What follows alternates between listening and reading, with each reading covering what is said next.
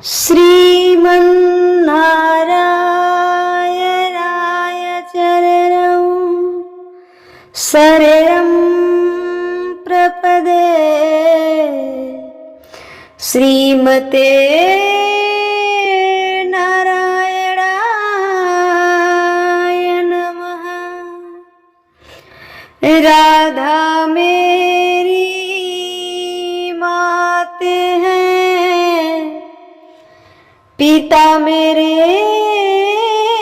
घनश्याम, इन दोनों के चरणों में मेरा कोटि कोटि प्रणाम, मेरा कोटि कोटि प्रणाम। राम राम रटते रहो जब तक घट में प्राण, कभी तो दीन दयाल की भनक पड़ेगी कान, भनक पड़ेगी कान। प्रेम से बोलिए श्री कृष्ण कन्हैया लाल की जय, भाग्यवती भगवान की जय। जय जय श्री राधे श्याम। परम मंगलमय प्रातपर अखिलेश्वर अखिल ब्रह्मांड नायक प्रातपर परब्रह्म भगवान श्री कृष्ण के वांगमय प्रतिमूर्ति श्रीमद् भागवत महापुराण हमारे माताएं बहनें, पिता स्वरूप भाई बहन, जितने लोग सुन रहे हैं सभी को जय जय श्री कृष्णा, जय जय श्री राधे। आप सभी का स्वागत है। आप सभी का जीवन मंगलमय हो, खुशियों से भरा रहे। इन्हीं शुभकामनाओं के साथ मैं कथा में आगे बढ़ूंगी। कल की कथा में हमने बताया कि कर्म पर हमारा अधिकार है, कर्म करने पर हमारा अधिकार है। गीता में लिखा है कि कर्म करने पर तेरा अधिकार है, सो तुम कर्म कर। फल क्या मिलेगा वो मुझ पर छोड़ दो, यानी भगवान पे छोड़ दो। कर्म करने पर हम सबका अधिकार है, हम सब कर्म करें। फल की डिप्रेशन, फल की चिंता ना करें, ठीक है। फल देने वाले परमात्मा बैठे हैं और 6 चीज हमारे हाथ में नहीं होते हैं। हमने कल की कथा में बताया, जस अपजस, जीवन मरण, हानि लाभ। ये 6 चीज तुम्हारे हाथ में नहीं है, कुछ भी तुम्हारे हाथ में नहीं है। इसलिए जो नहीं है उसकी चिंता क्यों करते हो? जो नहीं है उसकी चिंता क्यों करते हो? बहू के बेटा होगा कि बेटी होगी, बताओ, ये किसके हाथ में है? मेरे या आपके? किसी के हाथ में नहीं। या सास के हाथ में है कि पति के हाथ में है? किसके हाथ में है? बहू के बेटा होगा कि बेटी? किसी के हाथ में नहीं है। और आप लोग परेशान होते हैं कि बेटा ही होगा, बेटा ही हो, बेटी नहीं, बहू को बेटा ही होना चाहिए। जबकि वो आपके हाथ में है ही नहीं, फिर उस बात के लिए आप परेशान क्यों हैं? भगवान गीता में तो यही बोले हैं ना कि कर्मण्येवाधिकारस्ते मा फलेषु कदाचन। तुम कर्म करो, तुम कर्म करो, कर्म करने पर तुम्हारा अधिकार है, फल हमारे ऊपर छोड़ दो। इसलिए हमें कर्म करना चाहिए, कर्म करना चाहिए, बस हमारा कर्म पर अधिकार है। परिणाम क्या आएगा वो भगवान जाने। और परिणाम क्या आएगा उससे दुखी भी नहीं होना चाहिए। क्यों? क्योंकि भगवान की मर्जी है, भगवान की मर्जी है। अब ये बेटा नहीं हुआ, दुखी हो गए। क्यों दुखी हो गए? क्योंकि परमात्मा ने दिया उसमें खुश नहीं है। परमात्मा के दिया और धन में आप खुश नहीं हैं। अरे जो उसे देना है रखते चलो, ये ना सोचो हमारे हिसाब से दुनिया चलेगी। ये संसार भगवान के हिसाब से चल रहा है, चलने दो। जो देता है रखते चलो और उसमें प्रसन्न रहो। आप लोग दुखी क्यों हैं? क्योंकि परमात्मा के हिसाब से नहीं चल रहे हैं। आज लोग दुखी क्यों हैं? परमात्मा के हिसाब से नहीं चल रहे हैं और लोग चाहते हैं कि परमात्मा, संसार, दुनिया हमारे हिसाब से चले। ना जी, ये आपका सोच गलत है।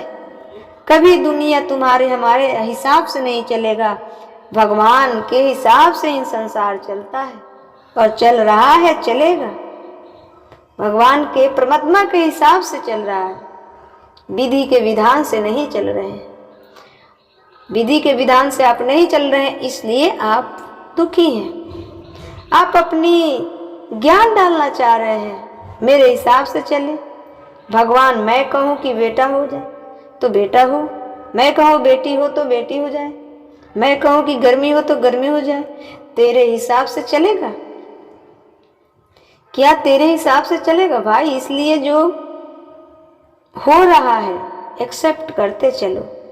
जो हो रहा है उसे एक्सेप्ट करते चलो, स्वीकार करते चलो और उसमें खुश रहो। ईश्वर ने जो दिया उसमें प्रसन्न रहो, उसमें प्रसन्न रहो और ईश्वर को भी धन्यवाद कहो कि हे सरकार ने जो दिया उसके लिए बहुत बहुत धन्यवाद, बहुत बहुत शुक्रिया है, बहुत बहुत धन्यवाद, बहुत बहुत शुक्रिया है।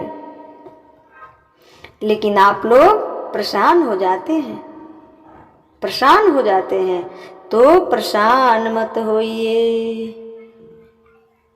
लाख आ गया तो भी खुश, 1000 रुपया आया तो भी खुश। जो मिला, महीना में जो मिला मिला, खुश रहो। कर्म बराबर करो, अच्छे से अच्छे कर्म, और जो मिल रहा है उसमें संतोष करना ही तुम्हारा धर्म है। जो महीना में यदि 1000 आता है उसमें भी खुश, लाख आता है उसमें भी खुश, 5000 आता है उसमें भी खुश। कर्म करो और जो मिल रहा है उसमें संतोष करो, खुश रहो, यही तुम्हारा धर्म है। लेकिन आप परेशान हैं, लेकिन आप परेशान हैं। हमारा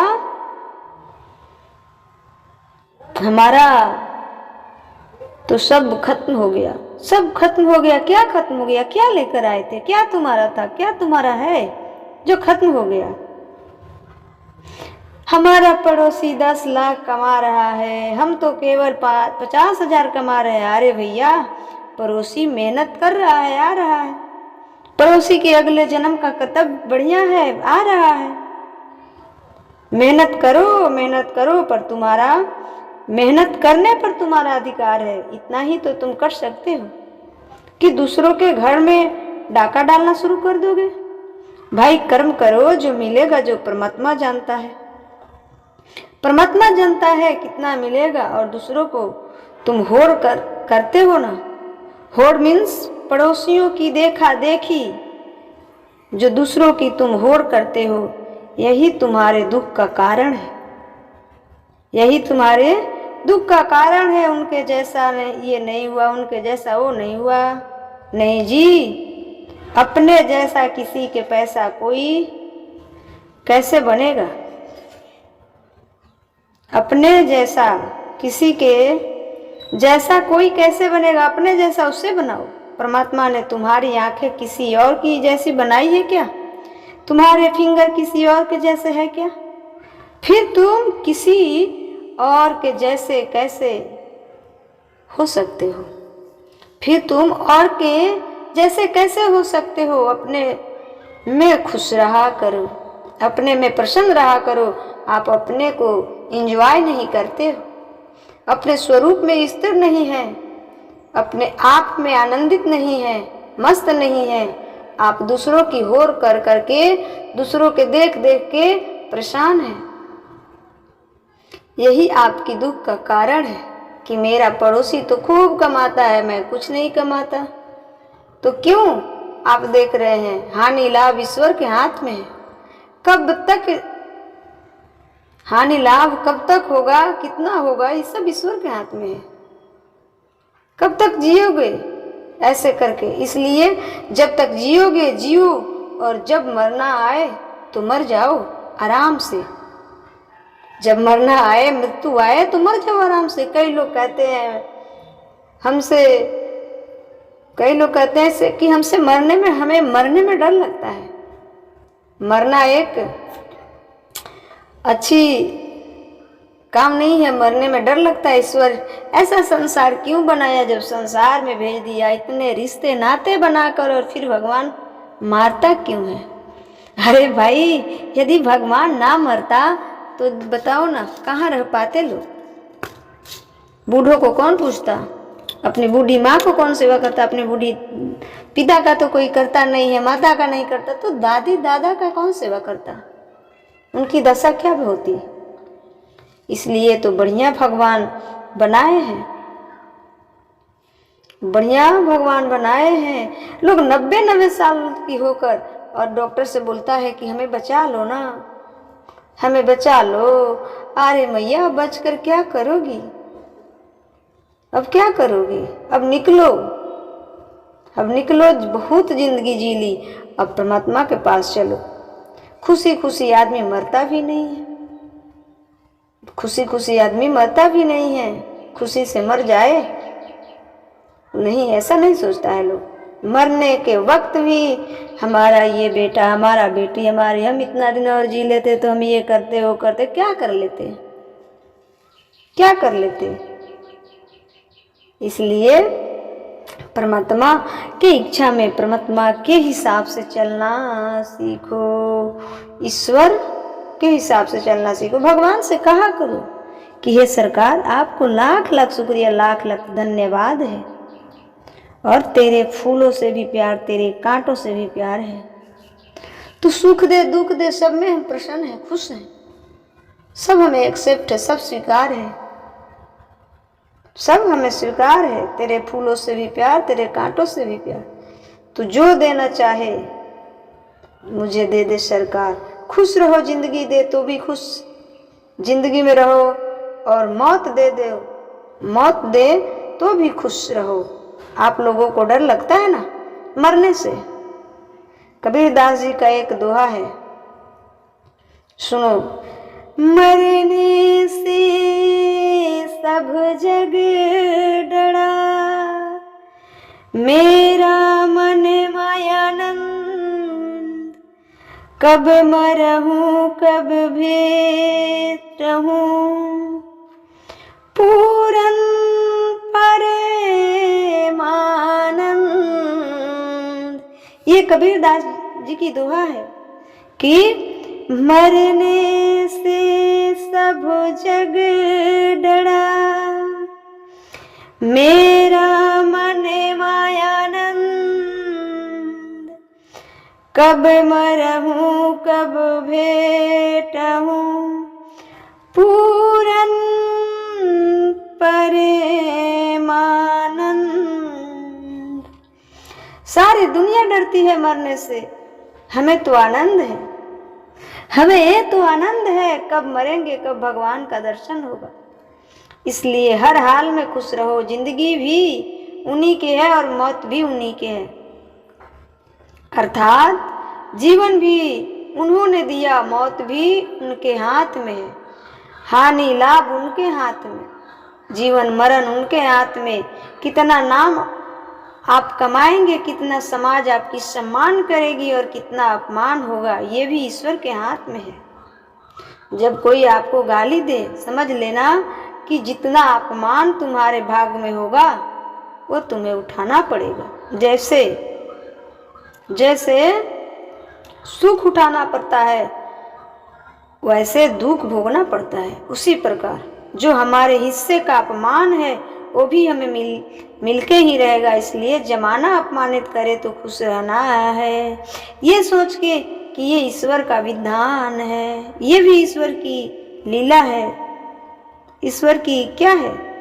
मेरी माँ लीला है। आपकी बहू गाली दे तो भी खुश, और सास बहू को गाली दे तो भी बहू खुश, दोनों में खुश है। बहू अपमान कर दी तब भी खुश, सास अपमान कर तब भी खुश, दोनों में खुश, दोनों में खुश। जिससे बहू हमारी अपमान कर रही है, देखो ना, अरे कर रही है, अगले जन्म का हिसाब किताब चल रहा है, खुश रहा करो। कई लोग कहते हैं कि हमारा तो अपमान हो गया।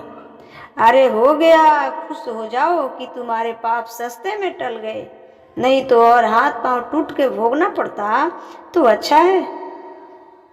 अपमान से ही, जब कोई आपका अपमान करते हो तो समझ लेना चाहिए कि वो आपके पाप ही अपमान बन के मिल रहे हैं, आपके पाप ही आपके अपमान बन के मिल रहे हैं। सह लो, जल्दी से खत्म हो जाएगा वो पाप।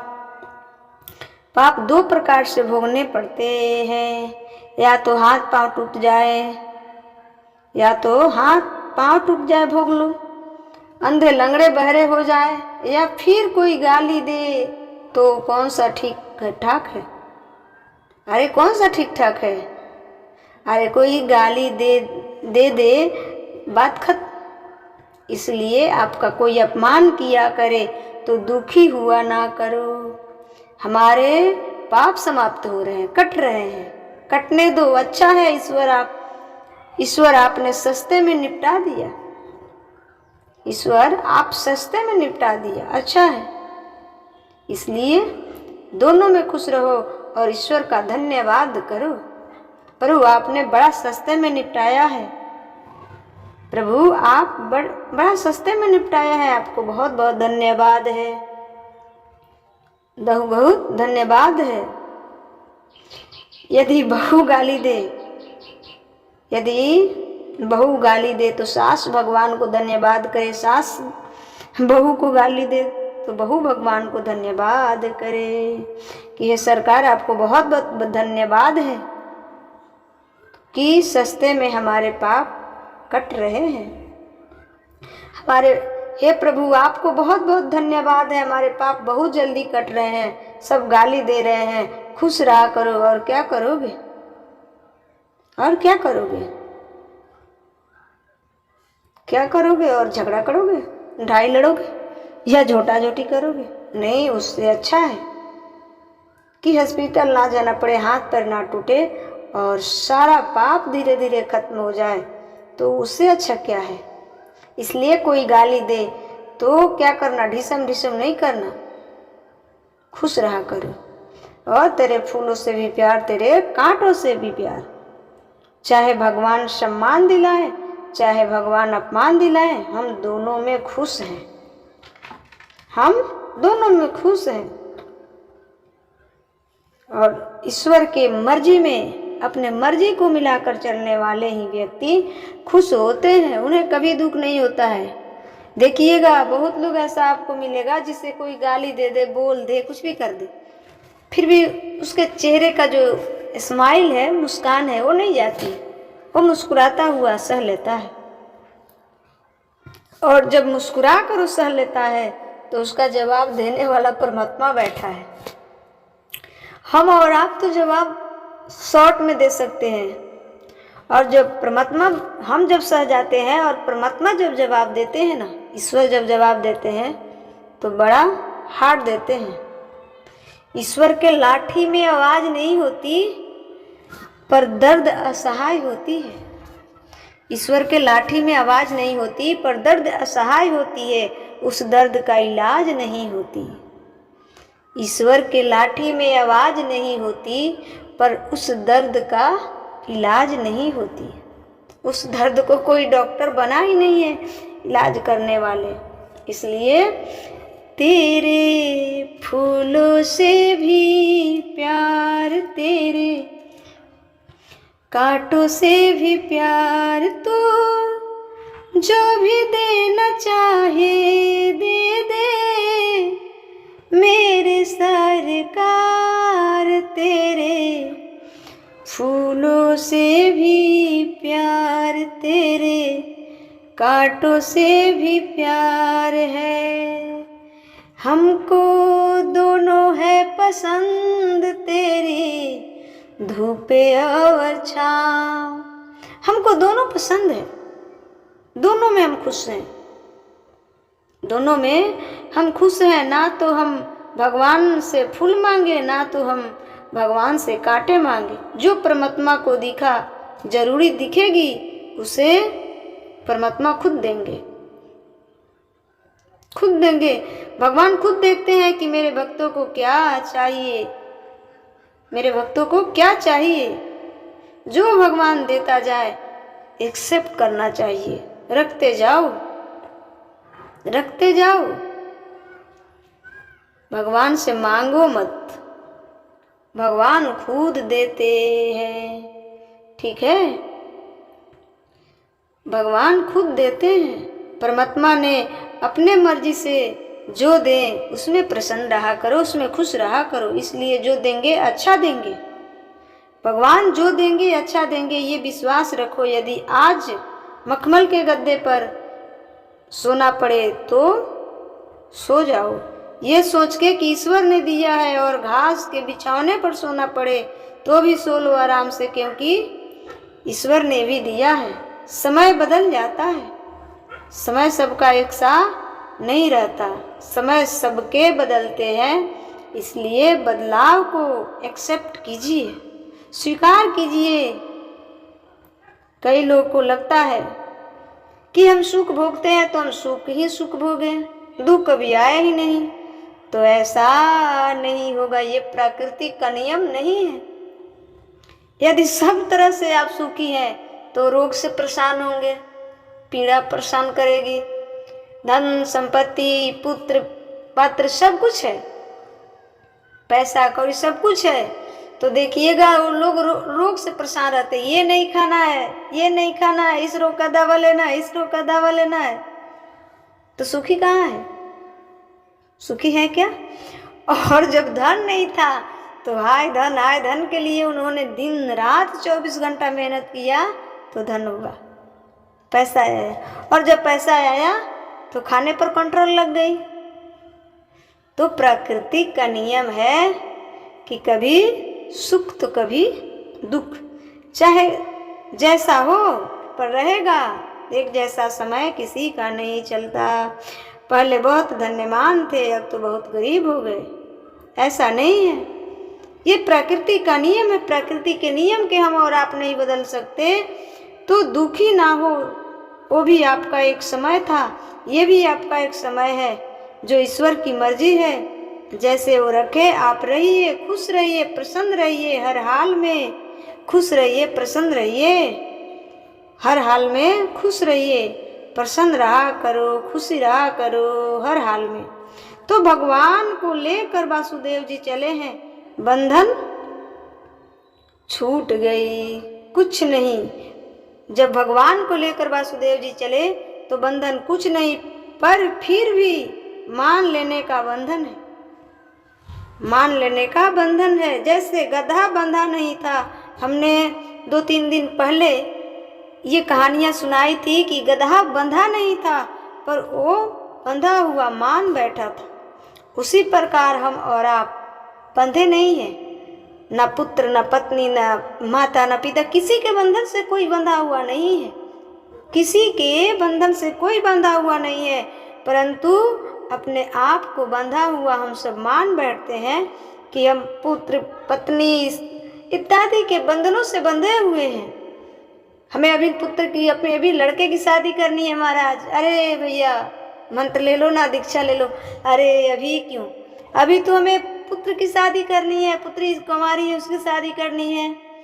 अरे किसी के बंधन किसी के ऊपर नहीं है, सब लोग आजाद है, परंतु बंधन मान कर बैठे हैं, बंधन मान कर बैठे हैं। जैसे गधा बंधा नहीं था लेकिन उसमें अपने आप को बांधा हुआ मान रखा था।